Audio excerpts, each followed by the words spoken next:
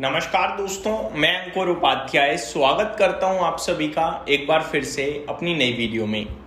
इस समय हर जगह एक ही न्यूज़ घूम रही है, चाहे वो शेयर बाज़ार से जुड़े हुए पेजेस हों, चैनल्स हों, बिजनेस चैनल्स हों, इनफैक्ट चाहे फिर वो जर्नल न्यूज़ चैनल्स हों कि यूएस ईरान के बीच का जो विवाद था शायद खत्म होने वाला है, क्योंकि दोनों पार्टीज ने कल एक्सेप्ट किया है कि इस बार का प्रपोजल बढ़िया है, डील की तैयारी है। बस फर्क इतना है, दोनों पार्टीज बयान डिफरेंट दे रहे हैं, जिसके बारे में ऑलरेडी डिस्कशन कर चुका हूं, तो दोबारा नहीं बताऊंगा इस वीडियो में। डील अब आज रात में प्रेसिडेंट ट्रंप कुछ स्पेशल अनाउंस करते हैं या कल करते हैं, ये सिर्फ देखने वाली बात है, लेकिन डील आने की तैयारी है, ये ऑलमोस्ट मान के चलिए अब। और किस्मत ज्यादा खराब रही मार्केट की, दुनिया की, तो फिर नहीं भी आएगी। ठीक है, 100% तो कुछ भी नहीं होता यहां पे, लेकिन प्रोबेबिलिटी ज्यादा ही है कि डील आ रही है। तो अगर डील आती है, कहां पे होगा बड़ा एक्शन और कौन से स्टॉक्स अब स्टार बनेंगे, ये जानना समझना बहुत जरूरी है। एक एक करके मैं आप सभी के साथ पहले थीम और फिर स्टॉक्स की बात करता हूं। सबसे ऊपर मेरी लिस्ट में है पूरा ओएमसी मार्केट, ओएमसी यानी कि ऑयल मार्केट कंपनीज। इसमें डायरेक्टली बोलना चाहूंगा आईओसी, बीपीसीएल और एचपीसीएल, ये तीन प्लेयर के लिए सबसे ज्यादा बेनिफिशियरी होने वाला है। क्यों? रिसेंटली सरकार ने करीब ₹4.80 के तो पर लीटर दाम बढ़ा दिए हैं पेट्रोल डीजल पे। अभी भी इन्हें लॉस हो रहा है, नो डाउट, लेकिन कच्चा तेल $112-13 से $105 पे आ चुका है, इनफैक्ट $103 पे आ गया है। और कल अगर डील की खबर पे बाजार रिएक्ट करता है कच्चा तेल, जिसपे उम्मीद है करेगा ही करेगा, तो मिनिमम साइड पे मैं देख रहा हूं 5% गिरना चाहिए। करीब $95 प्रति बैरल के पास कच्चा तेल पहुंचने के चांसेस बन गए हैं। अब ये जो सिनेरियो बन रहा है उसमें इनकेस $95 प्रति बैरल अगर कच्चा तेल पहुंच गया, तो ओएमसीज जो अभी भी घाटा ही कर रही हैं वो प्रॉफिट में आ जाएंगी। और अब आप सोच लीजिए कितना बड़ा गेम चेंज होगा।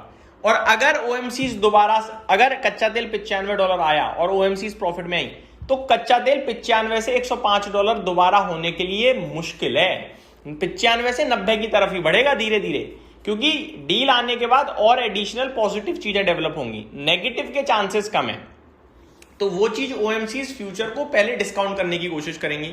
तो मेरे को लगता है पूरा ओएमसी पैक आपको रडार पे रखना है। हालांकि ओएमसीज में मैंने चार्ट आपके साथ अभी 1 या 2 दिन पहले ही डिस्कस करे थे, किसी का अच्छा नहीं है, बट क्या हुआ, जब चीज अच्छी हो गई है, खबर अच्छी आ गई है, पैसे के चांसेस हैं, तो भैया स्टॉक कूदेंगे, फिर चार्ट ऑटोमेटिकली अच्छे हो जाएंगे। तो मेरा मानना यह है कि ये बहुत बड़ा ट्रिगर बनेगा इनके लिए, बहुत बड़ा। और यहां से अगर चीजें जैसी दिख रही हैं कि डील आएगी, कच्चा तेल गिरेगा, तो यहां से ओएमसीज की सोना चांदी है। आप ये मान लो कि एक चीज हुई आपके लिए नेगेटिव, जिसकी वजह से आपने प्राइस हाइक लिया, अब वो चीज आपके लिए दोबारा न्यूट्रल हो गई, लेकिन प्राइस हाइक दोबारा नीचे नहीं आने वाला जल्दीबाजी में, तो फिर इनके लिए कितना बड़ा पॉजिटिव है आप खुद समझ लीजिए। तो मेरा मानना यह है कि ओएमसीज के लिए फायदे की बात हो सकती है, कुछ दिन यहाँ पे आपको तेजी देखने को मिल सकती है। आगे मैं आप सभी के साथ बात करना चाहूंगा ओएमसीज के बाद, अगर नोटिस करें कहां पे तेजी रहेगी, तो ओएमसीज के बाद मेरा मानना यह है इंडिगो जैसी कंपनियों पे ध्यान देना है। इंडिगो भी तो भैया पेट्रोल खरीदता ही है, एटीएफ के रूप में खरीदता है, लेकिन लेता तो है, तो उसके लिए भी ये सस्ता होगा तो फायदा ही है।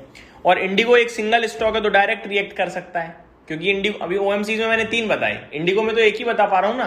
तो इंडिगो मेरे को लगता है, और ये रिएक्शन देता है, इंपॉर्टेंट बात ये है, 3 से 5% की रिएक्शन इंडिगो देने के चांसेस रखता है। तो 44.38 पे है। मेरा मानना है इंडिगो का भी चार्ट पैटर्न कुछ खास नहीं है, लेकिन मेरा मानना ये है, हो सकता है इंडिगो आपको 4560 से लेकर ऊपर में 4700 तक आता हुआ दिखे, अगर कच्चा तेल कल अच्छा खासा गिर जाता है तो।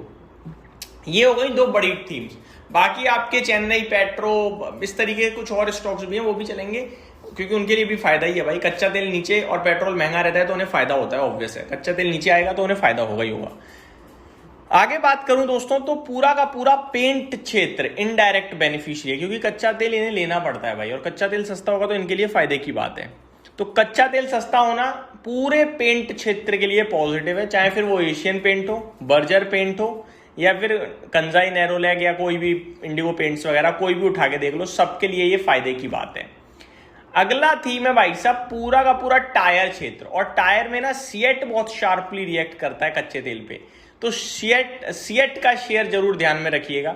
तो बाकी अपोलो टायर, जेके टायर, ये सब भी फायदे वाली बात है इनके लिए, लेकिन सीएट मेरे को लगता है मेन है जो ज्यादा रिएक्ट करता है कच्चे तेल के प्राइसेस पे। तो ये तीन मेरे हिसाब से मोटा मोटी बड़ी थीम है जो कच्चे तेल के घटने से बड़ा फायदा होगा इन्हें और ये रिएक्शन देंगी। बट रिएक्शन के बाद मोर इंपॉर्टेंट ये कि आपको क्या करना है। आपको कुछ नहीं करना है, ये वीडियो जानकारी पर्पज से है। आपको फिर क्या फायदा हुआ मैं आपको बताता हूँ। फायदा ये हुआ कि कच्चे तेल की वजह से कल अगर मान लो सीएट ऊपर खुल जाए, आपको नहीं लेना क्योंकि एक दिन का मूव था, खत्म हुआ। लेकिन ओएमसीज में फायदा बनेगा और ज्यादा। या फिर आपको ये समझना है कि अगर कोई बढ़ जाए तो आपको बेचना नहीं है। आप सोचो यार बढ़िया है, मौका है, निकल जाऊं, नहीं भाई, ट्रिगर है उनके लिए, उनकी कंपनी को फायदा होगा तो बेचना नहीं है। दूसरी बात, अगर आप उन्हें शॉर्ट करोगे ऊपर में तो आपको सोच विचार करना है कि नहीं मैं शॉर्ट नहीं करूंगा, इनके लिए तो फायदे की खबर है। तीसरी और बड़ी बात, ओएनजीसी, ओआईएल, इनके लिए ये बिल्कुल अच्छा नहीं है। इनके लिए जो गोल्डन पीरियड चल रहा था, हो सकता है वो इस वॉर खत्म होने के साथ इनका गोल्डन पीरियड भी खत्म हो। तो ये मेरी तरफ से आपके लिए डिटेल्स थी। उम्मीद करता हूँ वीडियो जानकारी पसंद आई होगी। Thank you so much for watching this video. Have a great day guys.